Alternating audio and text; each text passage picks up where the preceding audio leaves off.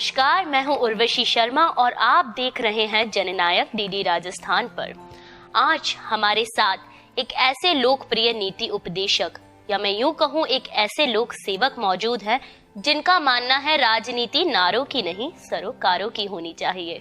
एक ऐसे राजनेता जिन्हें राजनीति के क्षेत्र में अपनी जिम्मेदारियां निभाते हुए बहुत ज्यादा वक्त हो गया है और उनकी संघर्ष की और सफलता की कहानी अपने आप में एक बहुत बड़ा प्रेरणा स्रोत है। स्वागत करते हैं आमेर के विधायक और भारतीय जनता पार्टी के प्रदेश अध्यक्ष डॉक्टर सतीश पूनिया जी का। सर, आपका बहुत बहुत अभिनंदन। नमस्ते, धन्यवाद। कैसे हैं सर आप? मैं बिल्कुल ठीक हूँ।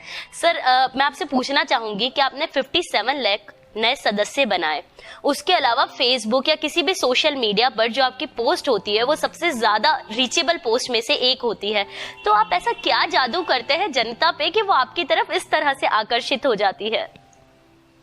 नहीं, जादू नहीं करता, काम करता हूँ। जी, बेशक। और मेरे शब्द आपने छीन लिए कि राजनीति नारों की नहीं सरोकारों की हो। तो मैं जब समझदार हुआ और जब राजनीति के बारे में सुनता था तो एक धारणा थी कि लोग बाग कहते थे आई हेट पॉलिटिक्स, यानी राजनीति से घृणा करते थे। हमारा अपना सिस्टम, हमारी अपनी व्यवस्था और देश को बदलने के लिए बहुत एक लंबा रास्ता था। राजनीति उसका माध्यम थी, कारक थी। लेकिन ये बात ठीक है कि राजनीति समाज से उस रूप में नहीं जुड़ी थी, इसलिए वो शब्द मुझे अंदर से प्रेरित करते थे। और मैं जब किन्हीं महापुरुषों को या बड़े नेताओं को काम करते हुए देखता था तो उनसे प्रेरणा मिलती थी कि वास्तव में अभी बहुत कुछ बदलना बाकी है। तो वो केवल राजनीति से नहीं बदल सकती जब तक राजनीति समाज नीति से नहीं जुड़ेगी। तो स्वाभाविक रूप से एक ऐसे परिवार में पैदा हुआ जो बिल्कुल साधारण किसान परिवार था और मैं भी एक साधारण कार्यकर्ता के रूप में अपना जीवन शुरू किया। तो काम करने की इच्छा शक्ति ने यहाँ तक पहुंचाया और इस पहुंचाने में, क्योंकि काम और ईमानदारी दो चीजें राजनीति में बड़ा हथियार होती हैं, अक्सर हमारे नेता कहते थे। और उसी कारण ये हुआ कि जब मुझे सदस्यता अभियान की जिम्मेवारी मिली राजस्थान में, तो मेरे सामने भी एक टास्क था, एक चुनौती थी कि मैं इसको और ज्यादा बेहतर तरीके से करूं। और इसलिए उस चीज को फॉलो करते करते मन में विचार आया कि हम अभी तक की जितनी सदस्यता उससे ज्यादा करें। तो हम लोग उससे पहले 52 लाख थे और अब हमने 57 नहीं, इससे भी ज्यादा है, 69 लाख के करीब, 69 लाख, तो 1 करोड़ से ऊपर हुए। तो ये आनंद देता है कि हमारी सदस्य संख्या इतनी हुई, हमारा विचार इतने लोगों तक पहुंचा। तो काम करने की प्रेरणा ने यहाँ तक पहुंचाया। जहां तक फेसबुक या बाकी माध्यमों से लोगों को जुड़ने का जो कारण है, मैं ये मानता हूं कि पीढ़ी बदल रही है, उनकी सोच बदल रही है, मुद्दे बदल रहे हैं। तो सोशल मीडिया एक बड़ा माध्यम है जो लोगों तक पहुंचता है और मैंने प्रत्यक्ष इसका लाभ देखा है कि आज मेरे से अमेरिका का, न्यू जर्सी का भी एक वर्कर जुड़ा हुआ है। तो आपस में कम्युनिकेट करते हैं, एक्सचेंज करते हैं, उसका लाभ होता है।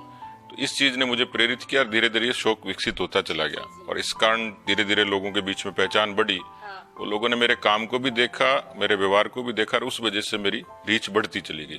तो कुल मिला के मन में एक इच्छा शक्ति थी और एक शौक था कि इसको मैं ठीक तरीके से हैंडल करूं और इसी कारण लोग ज्यादा जुड़ते चले। जी, आप ईमानदारी से अपना काम करते चले गए। जी, अभी आपने जिक्र किया सोशल मीडिया का और अमेरिका का, तो हाल ही में आपका लंदन में एक दौरा हुआ। किस तरह का रहा वो दौरा और कैसा अनुभव रहा आपका? यूरोप में पहली बार गया। हाँ। तो मुझे शुरू में तो झिझक थी कि मैं 7 समंदर पार इतनी दूर इतनी जगह जा रहा हूँ, तो कैसे लोग होंगे, क्या होंगे। और मुझे जब पहली बार आमंत्रण मिला तो थोड़ी झिझक भी थी। बेशक राजनीति का, संगठन का मेरा लंबा अनुभव है, लेकिन मन में एक झिझक जरूर थी कि मैं कैसे लोगों के बीच में जाऊंगा, कैसे मिलूंगा, कैसे बात करूंगा। पहले दिन थोड़ा गैप रहा, लेकिन नेक्स्ट डे जब कार्यक्रम था, दूसरे दिन नेहरू सेंटर, क्योंकि उस यूरोप का एक बड़ा सेंटर है और भारत के उस संवाद का उस एक जगह का विशेष महत्व है और अप्रवासी भारतीयों के बीच में कम्युनिकेशन का एक बड़ा सेंटर है। तो वहां पे ये कार्यक्रम था और उन्होंने रूलिंग पार्टी से भी उप मुख्यमंत्री जी को बुलाया था, वो भी थे। तो मुझे सबसे पहले तो खुशी इस बात की हुई कि हिंदुस्तान के लोग जिनका अभी तक वजूद नहीं होता था, तादाद अच्छी थी, टैलेंट अच्छी थी और अमेरिका, यूरोप और तमाम दुनिया के देशों में यदि मैं फिगर आउट करूं तो 2 करोड़ से भी ज्यादा लोग हैं अभी और 48 देशों में, लेकिन 11 देशों में उनकी बड़ी धमक है, बड़ी मजबूती है। तो मुझे सबसे पहले तो खुशी इस बात की हुई कि जिनके हम उपनिवेश रहे, जिन्होंने हमारे ऊपर राज किया, जी। उनके ऊपर हम अपनी प्रतिभा क्या से बात राज है, कर रहे क्या हैं। बात है। मुझे बहुत अच्छा लगा। जी। मुझे लगा कि ये लोग अंग्रेजी जमीन पर हैं तो ये भी अंग्रेज हो गए होंगे, लेकिन मुझे अच्छा लगा कि उनमें भारतीयता भी है और राजस्थानीपन भी है। जी। यानी जिस तरीके से हम ट्रेडिशन फॉलो करते हैं, होली, दिवाली, तीज, गणगौर सब, अच्छा। और जो कम्युनिटी है उनकी आपस में, हाँ। वैसा सद्भाव मेरे लिए तो ताजुब पैदा करने वाला था। आश्चर्य हुआ मुझे, जी। सुकून भी मिला, अच्छा भी लगा कि वास्तव में दुनिया की दूसरी धरती पे भी हमारी लोक संस्कृति, हमारा लोक रंग और हमारा प्रेम और भाईचारा वहाँ मौजूद है। जी, जी, जी। तो मेरे लिए एक विलक्षण अनुभव था, अच्छा सुकून देने वाला था, क्योंकि मैं आशावादी भी हूँ और एक तरीके से राष्ट्रवादी हूँ। भारतीयता और राजस्थानी तो है ही, और राजस्थान के बारे में तो कहा ही जाता है कि राजस्थान एक ऐसी धरती है जहाँ जीवन उत्सव है। और मुझे अच्छा लगा कि वो उत्सव लंदन में वहाँ भी देखने को मिला। जी सर, चुरू से आप बिलोंग करते हैं, वहाँ आपका जन्म हुआ और वहाँ आपका बचपन बीता एक छोटे से कस्बे में। तो आपने वो खेल देखे जो आज की युवा पीढ़ी नहीं देख पाती।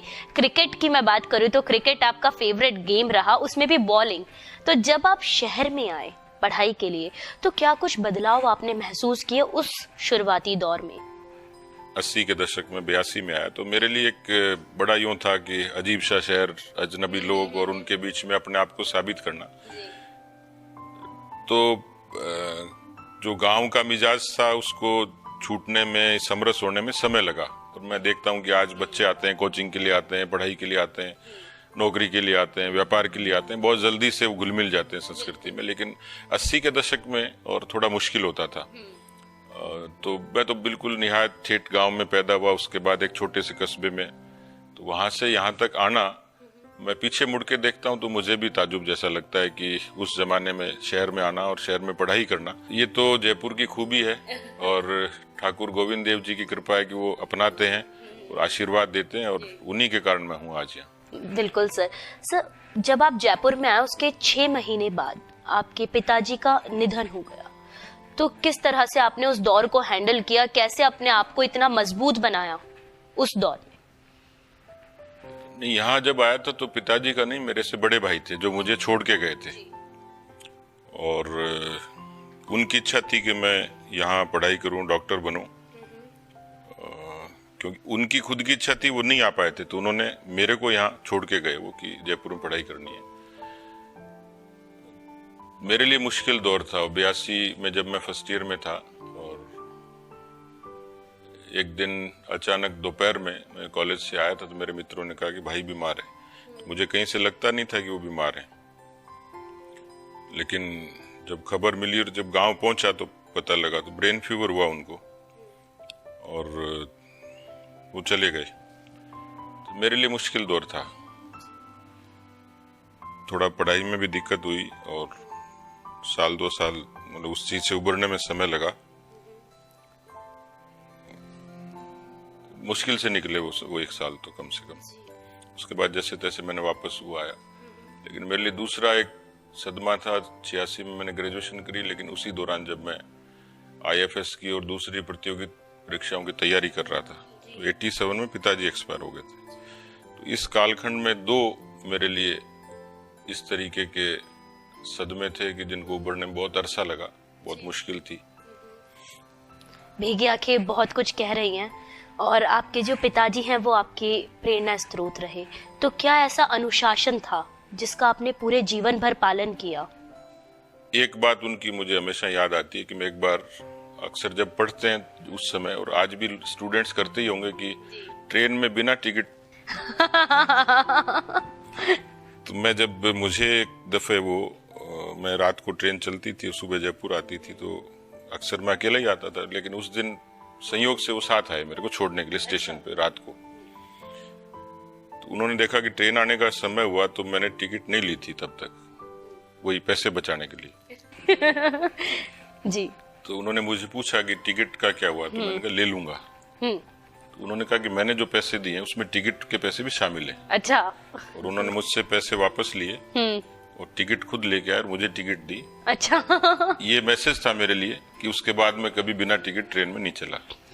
बात छोटी थी लेकिन वो बहुत बड़ी अंदर सीख तक गई, और मैं ये समझ गया जी कि उनका मैसेज क्या है। बहुत मतलब इतनी पुरानी बात है, जी जी 85-86 के आसपास की। मेरे लिए एक बड़ा मैसेज था और उस चीज ने मुझे प्रेरित किया कि समाज में किसी भी क्षेत्र में हो, लेकिन ईमानदारी और निष्ठा ये बड़ी चीज है, ये उन्होंने सिखाई मुझे। तो सर, जब लक्ष्य निर्धारण आपका हो गया तो उसके तुरंत बाद, जिसे कहते हैं कि लक्ष्य निर्धारण के तुरंत बाद जो पहला कदम आपने उठाया वो क्या था, कि आज आपने सोचा मुझे ये करना है और उसके तुरंत बाद आपने अपना काम शुरू कर दिया हो?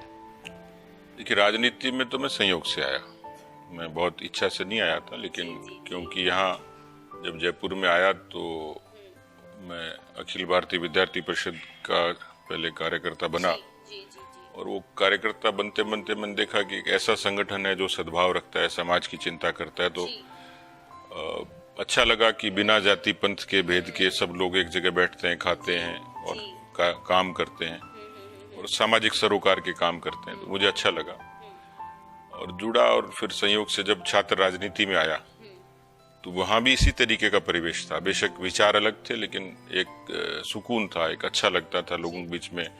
उन विद्यार्थियों की समस्याओं के लिए लड़ते थे, उनका समाधान करते थे, वो लोग हमें अच्छा बोलते थे, एक इज्जत उस समय मिलती थी।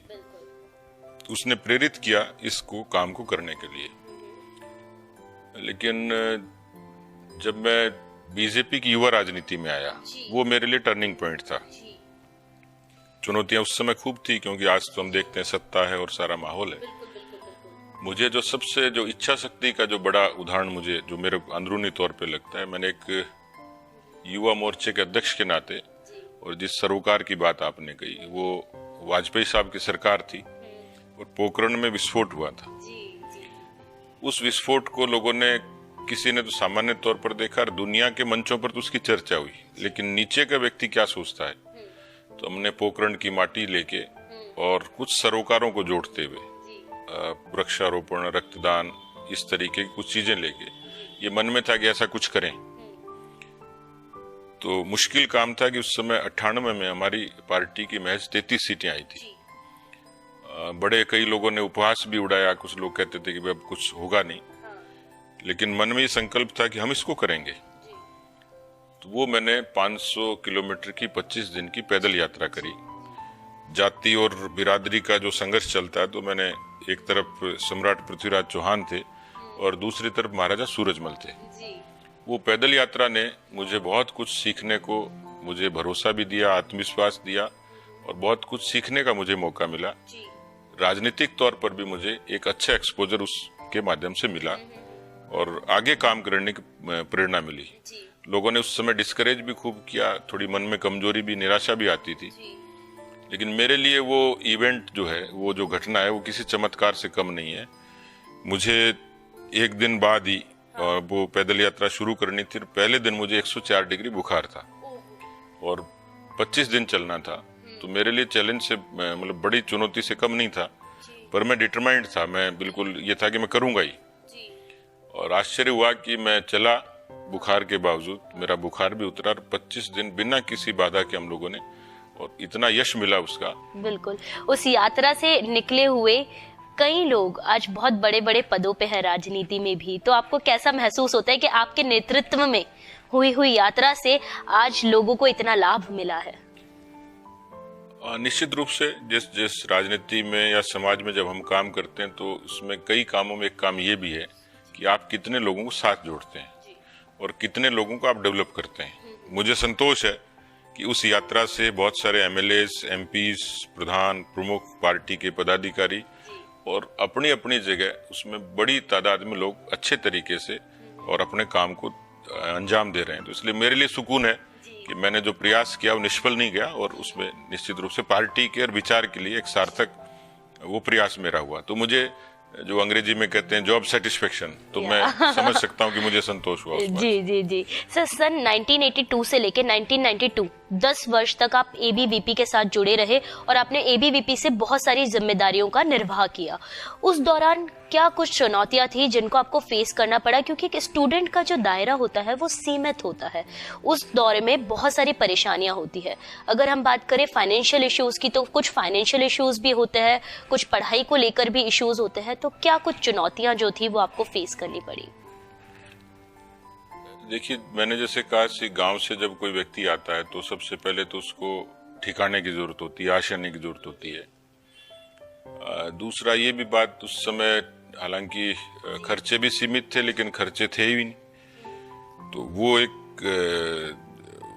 समस्या होती थी कि हम उसको कैसे एडजस्ट करें।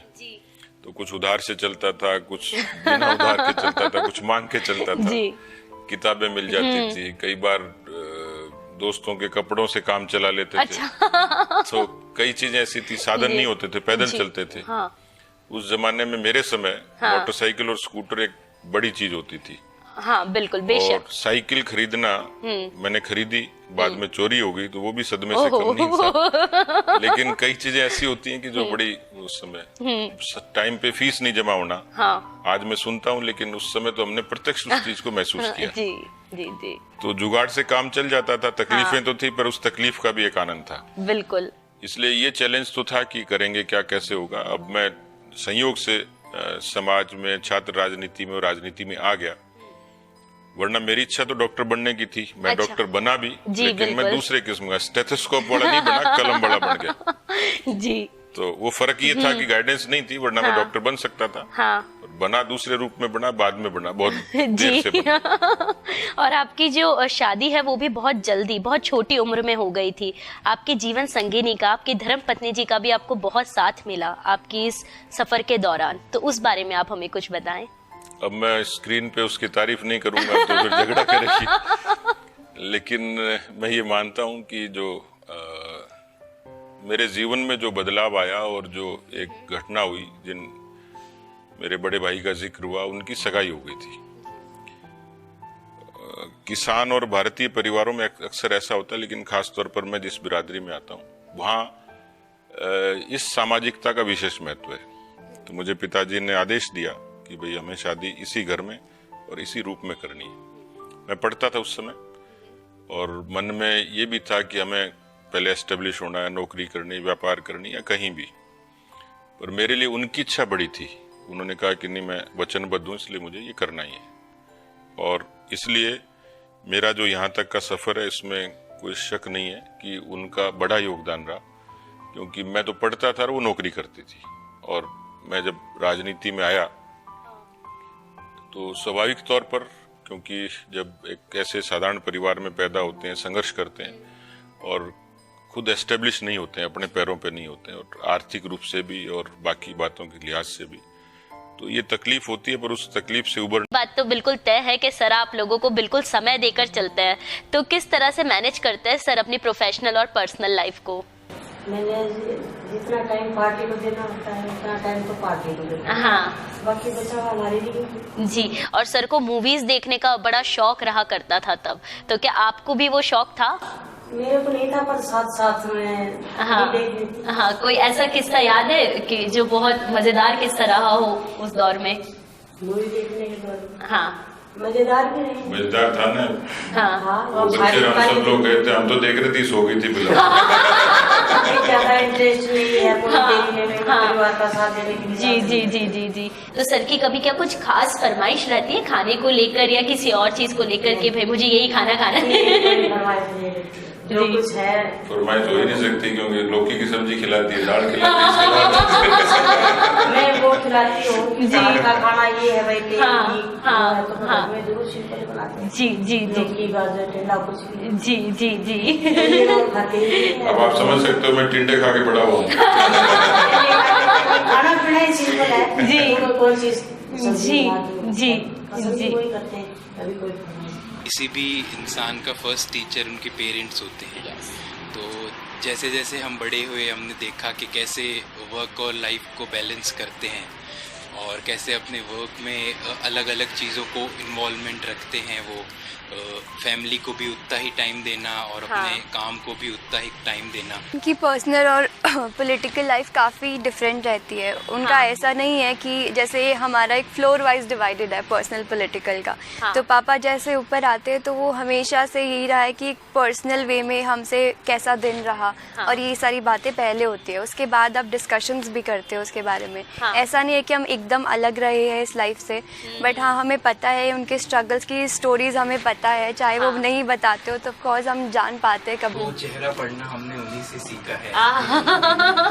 वो जिस हिसाब से अपनी प्रॉब्लम्स हमारे सामने नहीं आने देते, लेकिन हम भी जैसे जैसे समझने लगे हैं तो उनको देख के अब हमें भी ये पता लगता है कि आज उनका मूड थोड़ा ऑफ है, तो हम कोशिश करते हैं कि कुछ उनकी हॉबीज के बारे में बात करें, कुछ अपनी हॉबीज के बारे में बात करें, हमारी लाइफ के बारे में उनको कुछ अगर आप पापा जैसे ऊपर आएंगे, चाहे कितना भी लेट हो जाओ, 12 बज गए 1 बज गए, लेकिन उनका एक रूटीन है कि पहले मेरा रूम आता है तो पहले मुझसे बात करेंगे, फिर भैया का आता है तो भैया से बात करेंगे, उसके बाद वो अपने रूम में एंटर होंगे। और अगर ऐसा नहीं होता है तो फिर नेक्स्ट डे उनका पनिशमेंट रेडी रहता है।